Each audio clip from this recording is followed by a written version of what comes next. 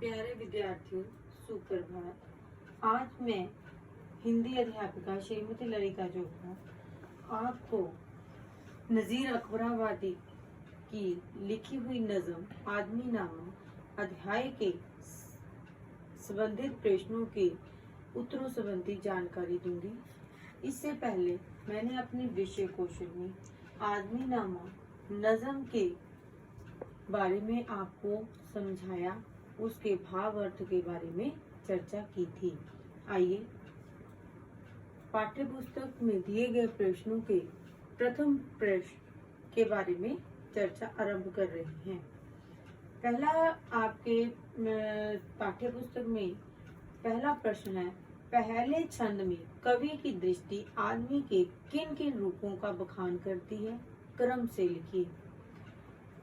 अगर आपने मेरा दृश्य कौशल यानी वीडियो ध्यान से सुना होगा, देखा होगा, तो बच्चों आपको इस प्रश्न के उत्तर में लिखने में और समझने में किसी भी प्रकार की समस्या नहीं आएगी। फिर भी मैं आपको इसके बारे में, इसके उत्तर संबंधी जानकारी दे रही हूँ कि पहले छंद में यानी कि नज़म का जो पहला पद्यांश है, उसमें कवि ने भाग्य और परिस्थिति के अनुरूप आदमी के अलग अलग रूपों के बारे में चर्चा की है। आदमी ही बादशाह कहलाता है। इसके बिल्कुल विपरीत कोई आदमी दीनहीन फकीर भी कहलाता है। ठीक है बेटा। कोई आदमी ही धन संपत्ति संपन्न मालदार कहलाता है, तो कोई दूसरी तरफ कोई आदमी कमजोर भी कहलाता है। स्वादिष्ट भोजनों का या व्यंजनों का भोग लगाने वाला भी आदमी ही होता है, तो सूखी रोटियां चबाने वाला भी आदमी ही होता है। बच्चों, इस पहले पद्यांश में आदमी के अलग अलग रूपों के बारे में कवि ने चर्चा की है, जिसके बारे में मैंने आपको अभी जानकारी भी दी है। ठीक है बेटा। प्रश्न द्वितीय, चारों छंदों में कवि ने आदमी के सकारात्मक और नकारात्मक रूपों को परस्पर किन किन रूपों में रखा है, अपने शब्दों में स्पष्ट कीजिए। बच्चों, आपने जब मेरे दृश्य कौशल यानी वीडियो को सुना होगा, तो आपको चारों छंदों के बारे में यानी नज़म की पूरे भाव अर्थ को समझकर ये अच्छी तरह से पता चल जाएगा कि सकारात्मक और नकारात्मक किन किन रूपों में आदमी की चर्चा की गई है। ये देखिए, इसमें कवि ने हमें ये बताने का प्रयास किया है कि आदमी ही बादशाह है, आदमी ही भिखारी है, आदमी ही अमीर है, आदमी ही कमजोर है। स्वादिष्ट भोजन को ग्रहण करने वाला ही व्यक्ति होता है, और कुदरत का नजारा देखिए कि सूखी रोटियां खाने वाला भी आदमी होता है। यही नहीं, जिस मस्जिद में हम नमाज पढ़ते हैं, कुरान शरीफ का अर्थ जानते हैं, उस मस्जिद को बनाने वाला भी इंसान ही है। लेकिन ये देखिए कि इमाम और नमाजियों की जूतियां तक चराने वाला भी व्यक्ति ही होता है। यानी व्यक्ति के अलग अलग रूपों का वर्णन इस नज़म में हमें देखने को मिलता है। लोगों पर जान निछावर करने वाला भी आदमी होता है, और लोगों को तलवार के घाट उतारने वाला भी आदमी होता है। दूसरों का अपमान करने वाला भी आदमी, दूसरों की सहायता करने वाला भी आदमी, आदमी ही शरीफ और आदमी ही तुच्छ कहलाता है। ठीक है। आदमी ही पीर और आदमी ही शिष्य कहलाता है।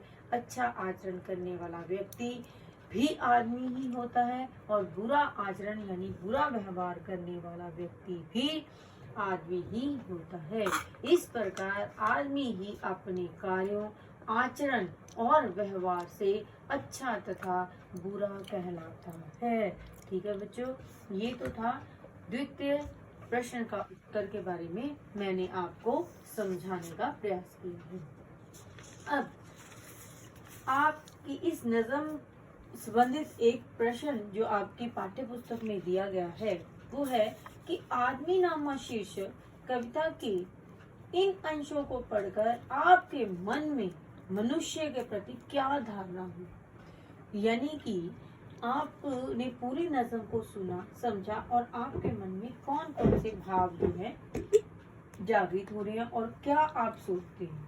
देखिए बच्चे, आदमी नामा शीर्षक कविता के इन छंदों को पढ़कर यानी इस नज़म को पढ़कर मनुष्य के मन में यह धारणा बनती है कि अच्छाइयाँ और बुराइयाँ मनुष्य के आचरण में अवश्य देखी जा सकती हैं। इस दुनिया में यानी इस संसार में मनुष्य ही अच्छे से अच्छा काम करते हैं, बुरे से बुरा काम करने वाला भी इंसान ही होता है। लेकिन जो व्यक्ति अच्छा काम करते हैं उनको सारी दुनिया याद करती है अच्छे काम के लिए। लेकिन जो व्यक्ति गलत काम करता है, चोरियां करता है, जुतियां चुराता है, ऐसे काम करते हैं तो उन लोगों को उसी तरीके से याद किया जाता है। कभी मतलब अब इंसान का भाग्य देखिए कि परिस्थितियां ही इंसान को कभी बादशाह बना देती हैं तो कभी गरीब बना देती है। कभी इन्हीं परिस्थितियों से उत्पन्न व्यक्ति मस्जिद का निर्माण करता है और कभी नमाज पढ़कर दूसरों को सही मार्ग बताने का प्रयास करता है। इन्हीं मस्जिदों में आने वाले व्यक्ति ही लोगों की जूतियों को चुरा लेते हैं, किसी का अपमान कर देते हैं, छल कपट कर लेते हैं।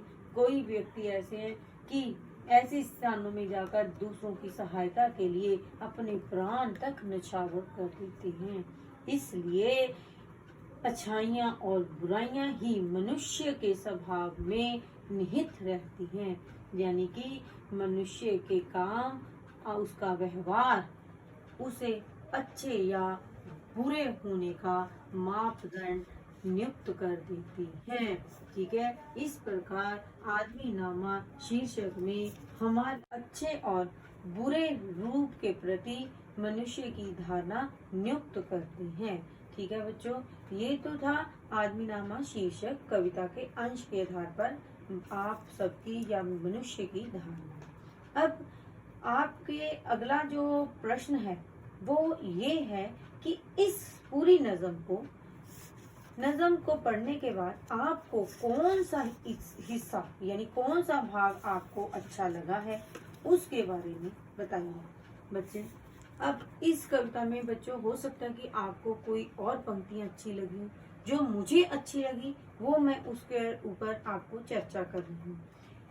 नेमत जो खा रहा है सो है वो भी आदमी, टुकड़े चबा रहा है सो वो भी आदमी। यानी कि मुझे इस कविता की ये पंक्तियां यानी इस नज़म की ये पंक्तियां मुझे बहुत अच्छी लगी।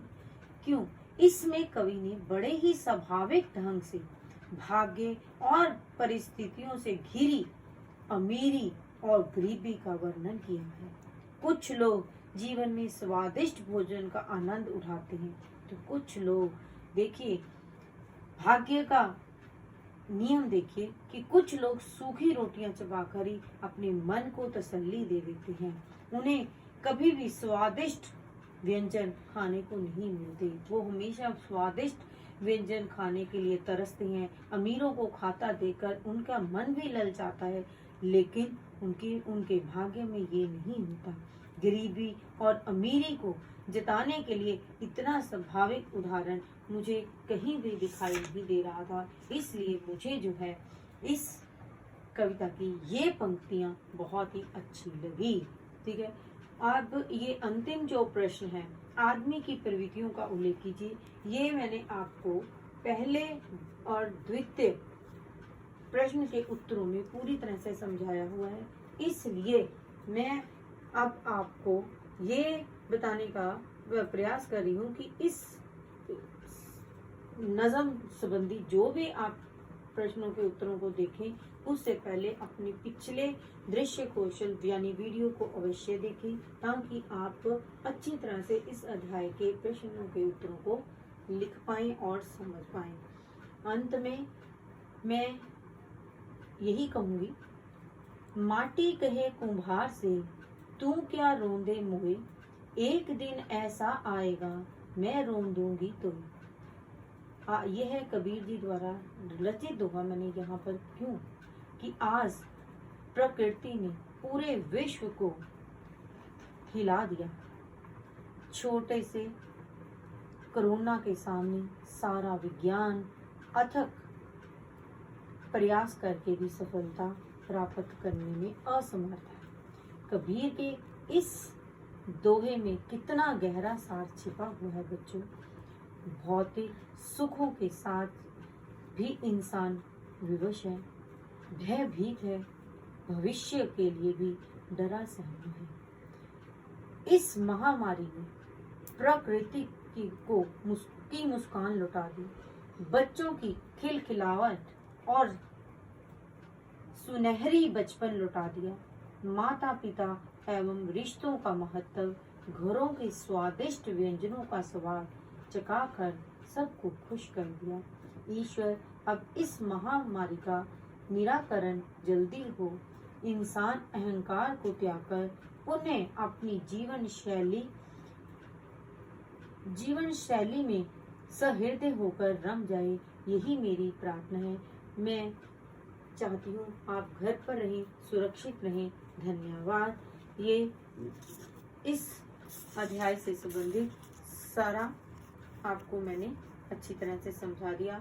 इसी से संबंधित असाइनमेंट मैं आपको दूंगी, आप इसे उत्तर पुस्तिका में अवश्य करें।